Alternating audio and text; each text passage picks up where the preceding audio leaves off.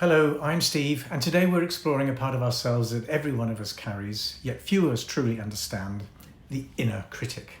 More importantly, we'll look at how this inner voice shapes your identity, how it was formed, and how through conscious reflection you can cultivate a new relationship with it.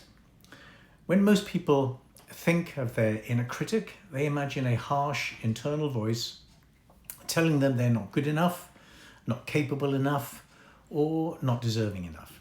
They assume it's a personal flaw, a defective part of their personality. But the truth is far more compassionate and far more human. Your inner critic is not a problem you were born with. It is a strategy you learned early in life, long before you had words or even a sense of self. As infants and young children, we absorb the emotional atmosphere around us. Before we understand language, we understand tone, tension, facial expressions, and the presence or absence of attunement. A parent doesn't have to say you're too much or you're not enough. The child picks it up in a sigh, in a distracted face, in a moment of disapproval, or in the absence of warmth. These moments leave impressions that become what psychologists call implicit memories. Experiences stored not as stories, but as emotional states, bodily sensations, and relational patterns. And when these emotional moments felt shaming, rejecting, inconsistent, or simply misattuned, the child formed an adaptive strategy to stay safe, to stay connected, and to avoid further pain. That strategy is what we later call the inner critic. The critic observes, monitors, corrects, warns, and pushes. Its intention is not to harm you, it is to protect you from losing connection with people you depend on for survival. In this sense, the inner critic once served a purpose. It helped you navigate an environment that felt emotionally unpredictable. As children, we are naturally egocentric, so when we receive a disapproving look, we protect ourselves by agreeing with the apparent disapproval and then allow it to define us. In other words, the baby senses that if I agree with mother's disapproval, she won't reject or abandon me. This is an innate survival skill.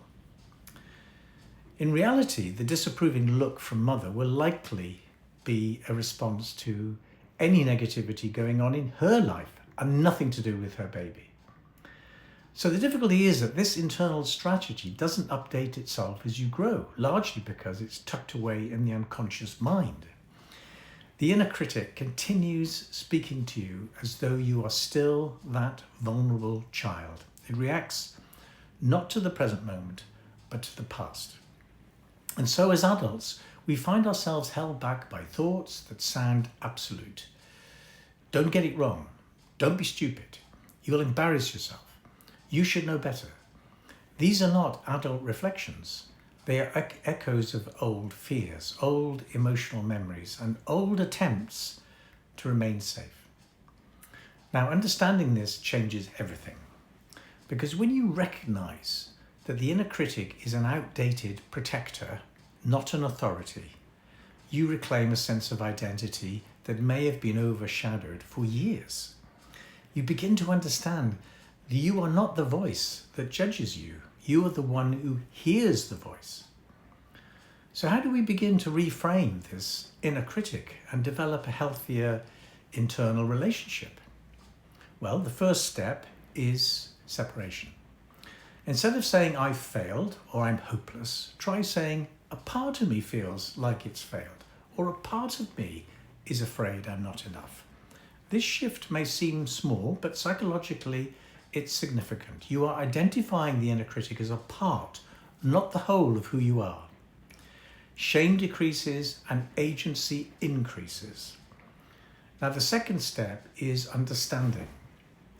Rather than fighting the inner critic or trying to silence it, ask yourself, what is this part trying to protect me from? You may discover that beneath the harsh tone is a fear of rejection, a fear of embarrassment, or not being loved. When you see the inner critic as a frightened protector rather than a tyrant, the emotional tone softens. You start to feel compassion rather than fear. And next, bring your adult self into the conversation. When the inner critic reacts, respond with calm authority. I hear you. I understand why you're saying this, but I'm safe now. I'm capable of making decisions, and I'm choosing a different approach. This is the essence of reclaiming identity, allowing your grown-up adult self to lead rather than being led by an outdated internal strategy. Now, because the inner critic is rooted in the body, not just the mind, regulation is also essential. A simple hand on the chest, slowing your breath, lowering your shoulders, or grounding your feet can reduce the intensity of the inner critic's messages. When the nervous system calms, the inner critic quietens.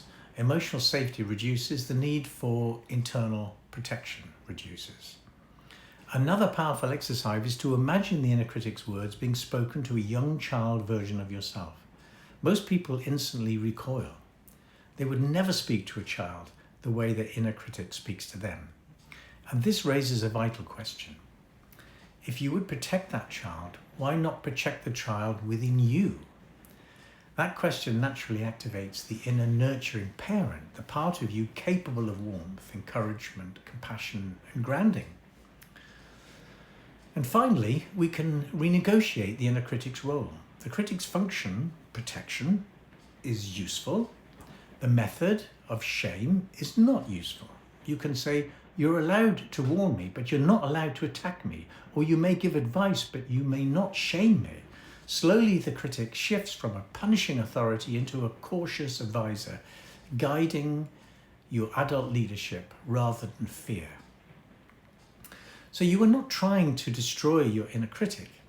You're helping it grow up.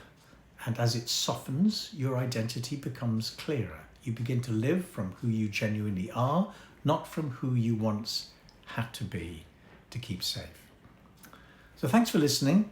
If this resonates, consider exploring this work more deeply, because understanding your inner critic is not just about reducing negative thoughts.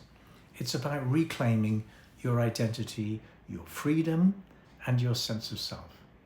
If you'd like help reclaiming your sense of self, visit my website, book a free discovery call. Let's see what's possible.